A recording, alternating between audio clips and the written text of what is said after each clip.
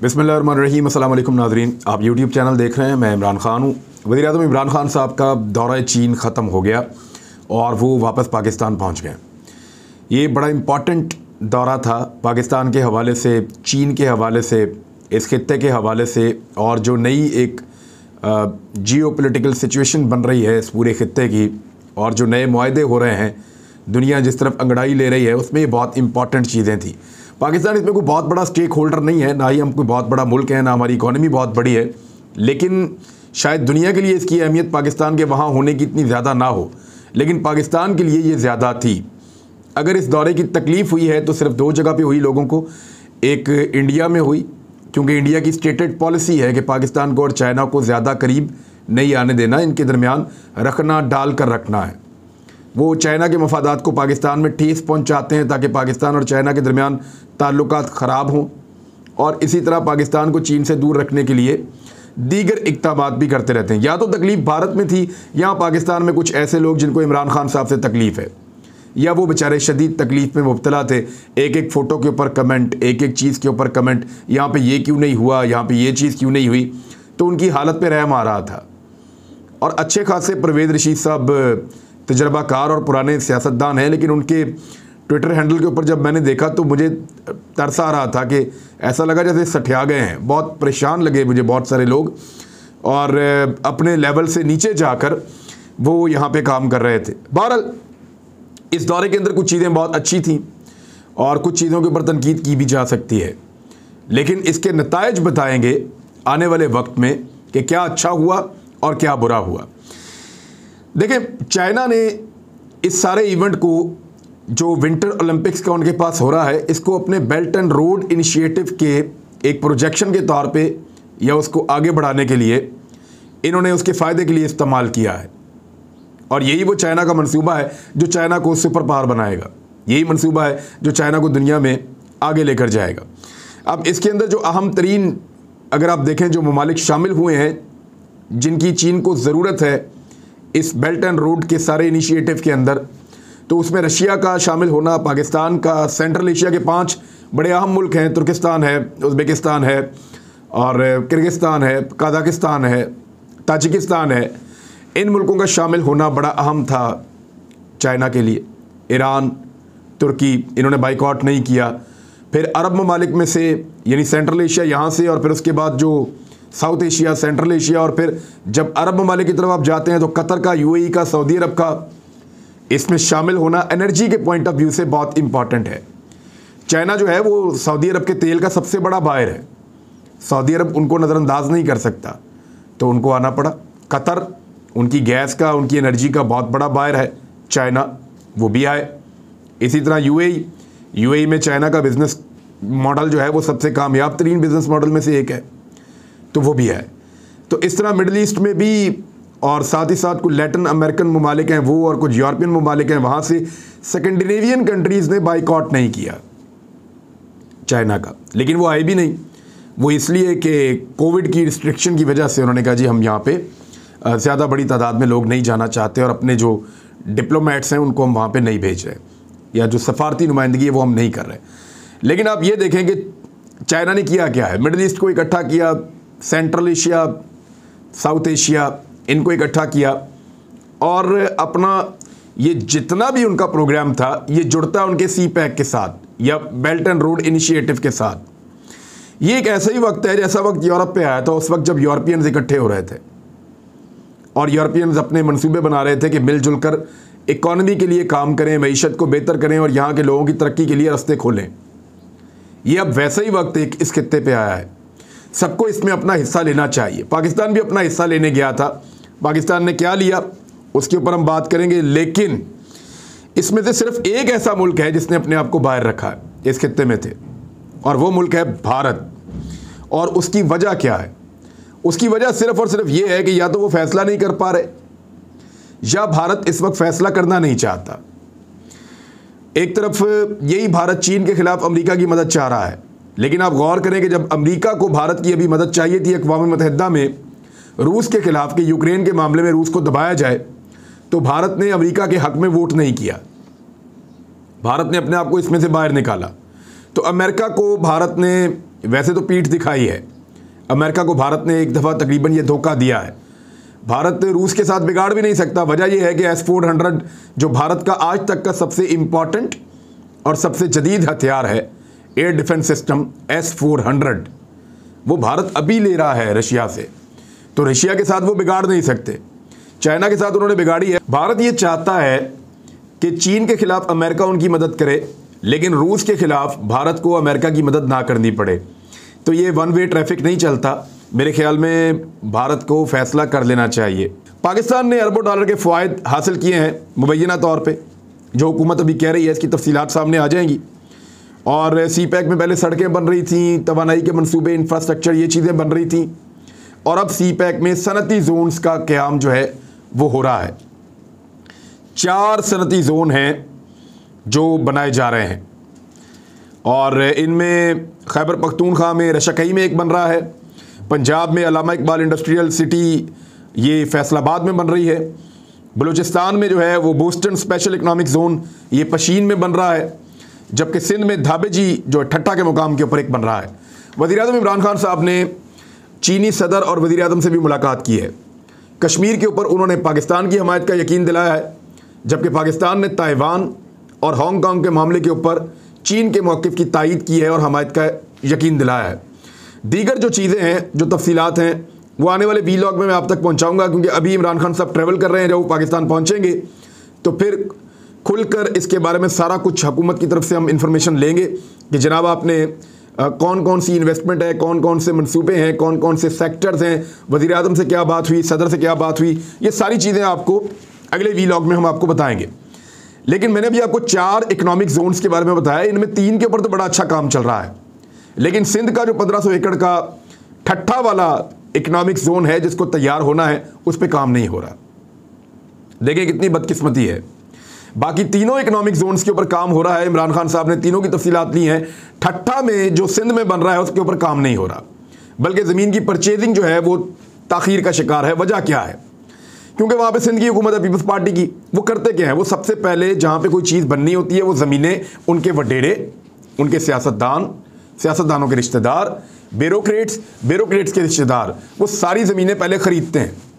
वो ज़मीनें ख़रीद के पहले अपने नाम करते हैं और फिर ख़ुद ज़मीनें सरकार को बेचते हैं, हुकूमत को बेचते हैं, ताकि ज़्यादा मुनाफा कमा सकें। मिसाल के तौर पे जिस गरीब आदमी की ज़मीन है उससे ले ली 10,000 रुपये कनाल, और जब सरकार को बेची तो बेच दी 2 लाख रुपये कनाल। तो इस तरीके से ये लोग अपने पैसे को 4 गुना, 5 गुना, 10 गुना करते हैं। जब भी कोई ऐसा सरकारी मंसूबा आता है तो पैसा तो CPEC का लगना है, ज़मीनें तो CPEC के पैसे से ख़रीदनी है, तो ये पैसा डायरेक्ट आम आदमी से सस्ती ज़मीन ख़रीद के क्यों ज़ाया किया जाए। करना ये चाहिए कि आम आदमी से ज़मीन खुद ख़रीदें। और वो भी कैसे ख़रीदते हैं, सिर्फ बयाना करके उससे लिखवा लेते हैं और उसको थोड़े से पैसे दे देते हैं, 10%, 5%, और फिर सरकार को बेचते हैं बहुत महंगे दामों, और इससे ये लोग मुनाफा कमाते हैं। तो इसलिए सिंध वाला जो है ना इकनॉमिक जोन, वो ताख़ीर का शिकार है। अब आए एक और बड़ी खबर है जो मैंने आपको पहुंचानी थी, और ये इमरान खान साहब को इसका नोटिस लेना चाहिए। ये बहुत बड़ा धोखा है जो उनके साथ हो रहा है, और इसको आप दूर करें। ये पाकिस्तान के फ़ायदे की बात है, मैं सिर्फ एक सूबे की बात नहीं कर रहा। 1873 में, आज से लगभग 150 साल पहले, अंग्रेज़ के दौर में एक मंसूबा ऐसा था जिसको बनाने के लिए उन्होंने आदाद शुमार इकट्ठे किए और उन्होंने कहा अगर ये मंसूबा बन जाए तो ये खित्ता बहुत तरक्की करेगा। ये अंग्रेज़ के दौर की 150 साल पहले की बात आपको मैं बता रहा हूँ। और वो जो मंसूबा था, अंग्रेज़ के दौर में एक स्टडी हुई थी कि एक ग्रेटर थल कैनाल बनाई जाए, एक ऐसा प्रोजेक्ट कि एक बहुत बड़ी नहर बनाई जाए जो 5 ज़िलों को सैराब करेगी, और इसके बहुत फ़ायदा होगा। इससे कम से कम 3 लाख एकड़ जो अराजी है वो सैराब हो जाएगी। वहाँ शानदार फसलें लगेंगी, बागात लगेंगे, और पाकिस्तान बहुत ज़्यादा अनाज पैदा कर सकेगा। तो एक बहुत बड़ा फ़ायदा था। इनमें जो 5 अजला हैं उनमें भक्कर है, लिया है, खुशाब है, जंग है और मुजफ्फरगढ़ है, और 3 लाख एकड़ अराजी है। इसका PC1 पता कब बना, क्योंकि उस दौर में, अंग्रेज़ के दौर में इतने वसाइल नहीं थे, उस वक्त ये काम हो नहीं पाया। इसका PC1 बना 1991 में, यानी जब यहाँ पे ज़ियाउल हक साहब का दौर ख़त्म हो गया, पीपल्स पार्टी और नून लीग आए, तो फिर 1991 में इसका PC1 तैयार किया गया ताकि ये नहर बनाई जाए। परवेज मुशर्रफ साहब के दौर तक कुछ भी नहीं हुआ, ना पीपल्स पार्टी ने कुछ किया, ना PMLN ने कुछ किया। परवेज मुशर्रफ साहब का दौर आ गया और परवेज मुशर्रफ साहब ने इस मंसूबे का इफ्तिताह किया था 16/8/2001 को। इस मंसूबे में कुछ बुनियादी चीज़ें तय हो गई थी परवेज मुशर्रफ साहब के दौर में, बल्कि 1991 में तय हो गई थी कि इस नहर में सिर्फ, क्योंकि ये पंजाब में बन रही है, तो पंजाब का जो सूबा है वो सिर्फ अपने हिस्से का पानी इस नहर में डालेगा। वैसे ये कानून भी है कि जिस सूबे का पानी होता है वो उसको जिस मर्जी नहर में छोड़ दे, या जिस मर्जी नहर में सूबे अपना पानी डाले, कोई बाहर से पूछ नहीं सकता। ये सूबे का पानी है, सूबा जहां मर्जी इसको इस्तेमाल करे। हर सूबे के जिम्मे अपना अपना पानी है। ये वाटर रिकॉर्ड मौजूद है और वाटर रिकॉर्ड के मुताबिक सिंध के हिस्से में जो पानी है उसकी भी क्वांटिटी मौजूद है, पंजाब के हिस्से में जो पानी है उसकी भी क्वांटिटी मौजूद है, बलूचिस्तान और खैबर पख्तूनख्वा के हिस्से में जितना जितना पानी आता है उसका भी आदादोशुमार मौजूद है। तो बाकायदा सबके हिस्से डिवाइड हुए हुए हैं। तो अपने हिस्से से इसके अंदर पानी डालेंगे और इस पर किसी को कोई एतराज़ नहीं था और कोई भी हिस्सा अपना पानी जहाँ मर्जी इस्तेमाल करे, कोई भी सूबों में पानी की तकसीम के लिए अब इरसा इस मामले को देखता है और तमाम सूबे अपने अपने हिस्से का पानी इस्तेमाल करते हैं। परवेज मुशर्रफ साहब ने उस दौर में किसी भी तनाज़े से बचने के लिए 4 सूबों को 4 नहरें दी थी कि ये ना हो कि पंजाब को एक बहुत बड़ी नहर दे दी है, 4 सूबों को 4 नहरें दे देते हैं ताकि छोटे सूबों को ये ना लगे कि महरूमी हो रही है। पंजाब की जो नहर थी मैंने आपको बताया ग्रेटर थर कैनाल, यही वाली जो 150 साल का मनसूबा पुराना है। खैबर पख्तूनख्वा को चश्मा राइट बैंक कैनाल वो दी गई, बलूचिस्तान को कच्ची कैनाल वो दी गई, सिंध को रेनी कैनाल दी गई। अब हुआ यह कि परवेज मुशर्रफ साहब ने फैसला किया कि तीनों जो छोटे सूबे हैं उनकी महरूमी दूर करने के लिए पहले उनकी नहरें बनाई जाएं। तो फंड वहाँ पर लगाए गए, वफाक ने खुद पैसे दिए और जो पैसा वफाक ने दिया उस पैसे को इस्तेमाल करते हुए ये नहरें बना दी गई और वफाक ने पैसे दिए। यानी ये जो खैबर पख्तूनख्वा वाली, सिंध वाली और बलूचिस्तान वाली कच्ची कैनाल, ये तीनों नहरें तैयार कर दी और पंजाब ने इनमें से किसी के ऊपर किसी किस्म का कोई एतराज़ नहीं किया। परवेज मुशर्रफ साहब का दौर इस बीच में ख़त्म हो गया। दौर आ गया पीपल्स पार्टी का, जरदारी साहब का। तो जरदारी साहब ने ये नहर नहीं बनने दी। PMLN का दौर आया, उन्होंने भी ये नहर नहीं बनने दी। अब इमरान खान साहब का दौर आ गया है और ये जो एक बहुत बड़ी नहर है इनके दौर में ये बन जानी चाहिए उसूलन। 2021 के आखिर में इमरान खान साहब के दौर में एशियन डेवलपमेंट बैंक उसने इसके लिए सॉफ्ट लोन देने का भी फैसला कर लिया। 13/12/2021 को, यानी गुज़िश्ता साल जो अभी गुजरा है उसके आखिरी महीने की 13 तारीख को 200 मिलियन अमरीकी डॉलर्स का सॉफ्ट लोन जो है वो अप्रूव किया है एशियन डेवलपमेंट बैंक ने। अब वो बार बार पूछ रहे हैं अब इसको बना क्यों नहीं रहे और पाकिस्तान इसको नहीं बना पा रहा। असद उमर साहब इस मामले को देख रहे हैं, शौकत तरीन साहब इस मामले को देख रहे हैं और वज़ीर साहब हैं बोलने सलाई साहब मुस्लिम लीग काफ के, वो इस मामले को देख रहे हैं और इसको जानबूझकर मंसूबे को दोबारा रोकने की कोशिश की जा रही है। मंसूबे को क्यों रोका जा रहा है? क्योंकि लोग इसमें वैसे ही पैसा बनाना चाहते हैं जैसे सिंध बना रहा है धाबेजी में। सिंध इसके ऊपर बार बार एतराज़ करता है, वो ये कहता है कि जनाब हम इसको नहीं बनने देंगे, और जब से इसको बनाने की कोशिश हो रही है सिंध इसको रोकता है। सिंध इसको क्यों रोकता है? वो ये कहते हैं जी हमारा पानी जो है वो कम हो जाएगा, और इसके ऊपर फिर सिंध से मांगा जाता है रिकॉर्ड कि जो वाटर अवेलेबिलिटी का डाटा है वो आप हमारे साथ शेयर कर लें कि आपको कितना पानी मिल रहा है। सिंध को जितना पानी मिल रहा है वो अदाद शुमार के मुताबिक उनकी मिकदार से ज़्यादा मिल रहा है, यानी जितनी मिकदार उनके साथ तय है उससे ज़्यादा पानी सिंध को मिल रहा है। बात सूरतों में कभी अगर पानी की किल्लत हो जाए तो वो पूरे पाकिस्तान के लिए होती है और पूरे पाकिस्तान के ऊपर वो किल्लत डिवाइड की जाती है। अब सिंध से जब डाटा मांगा जाता है तो डाटा वो दे नहीं रहे, और दूसरी जानिब जो ब्यूरोक्रेट बैठे हुए हैं वो तीनों का ताल्लुक सिंध के साथ है, पीपल्स पार्टी के साथ है, उनके बहुत करीबी लोग हैं। वो जानबूझकर इस मंसूबे को दोबारा रोक रहे हैं ताकि पंजाब के 5 शहर जो हैं, पंजाब क्यों मैं कहता हूं, पाकिस्तान के 5 शहर हैं, एक्चुअली तो फायदा पाकिस्तान का है। हमें सुबाइयत से आगे निकलकर सोचना होगा। जब सिंध के शहरों को और नहरों को उनके हिस्से का पानी मिल रहा है, जब बाकी सूबों को जब नहरें बन रही थी तो एतराज़ नहीं हुआ, तो इस सूबे के अंदर एक नहर बन रही है, 5 शहर सैराब हो रहे हैं, तो एतराज़ क्यों किया जा रहा है? पानी तो बचाने की चीज़ है, इस्तेमाल करने की चीज़ है, उससे फ़ायदा उठाने की चीज़ है। वो समंदर में जाके गिर जाए इससे बेहतर नहीं है कि बाकायदा नहरें बना के ज़मीनें सैराब की जाएँ। अब इसमें जो लोग रुकावट हैं मैं आपको उनका नाम बता देता हूँ। चेयरमैन इरसा इसके अंदर खुद एक रुकावट है मेरी इंफॉर्मेशन के मुताबिक, जाहिद जुनेजो उनका नाम है और ये भी सिंध से इनका ताल्लुक है। सेक्रेटरी प्लानिंग डेवलपमेंट अब्दुल अजीज़ ओकेली, सिंध से इनका ताल्लुक है, ये भी इसके अंदर एक रुकावट है। और गजाला चन्नड़ जो deputy chief water and planning commission की है, वो भी इसके अंदर एक रुकावट है। अब ये ब्यूरोक्रेट्स का ताल्लुक सिंध के साथ है और ये अहम सीटों के ऊपर बैठे हुए हैं और जरदारी साहब और सिंध हुकूमत को खुश करने के लिए, इनके मफादात क्योंकि वहाँ पे हैं, ये कोशिश कर रहे हैं कि ये मनसूबा कामयाब ना हो। देखें, तीनों सूबों को शानदार किस्म के बड़े मनसूबे नहरों के मिले थे और पंजाब ने कुर्बानी दी थी कि हम आखिर में बना लेंगे, और अब तक ये नहर नहीं बनी।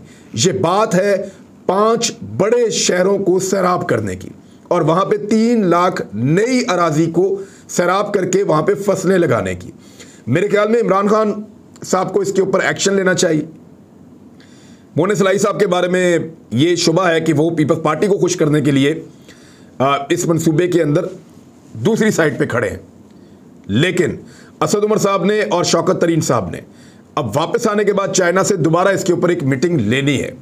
मैं इस मामले के ऊपर नज़र रखूंगा और आपको बताऊंगा कि ये नहर क्यों नहीं बन रही, क्योंकि ये पाकिस्तान की नहर है, इससे पाकिस्तान को फ़ायदा होगा, पाकिस्तान की ज़मीनें सैराब होंगी। सिर्फ सुबाइयत के चक्कर में, एक दूसरे को नीचा दिखाने के चक्कर में, पैसे कमाने के चक्कर में, मुनाफा कमाने के चक्कर में पाकिस्तान का नुकसान नहीं होने देंगे। ये 150 साल पहले अंग्रेज़ ने कहा था कि इसको बनाया जाए और अब तक इसको नहीं बनाया जा रहा, तो हम किसके वफादार हैं? अब तक के लिए इतना ही। अपना ख्याल रखिएगा, अपने इस चैनल का भी। अल्लाह हाफ़िज़।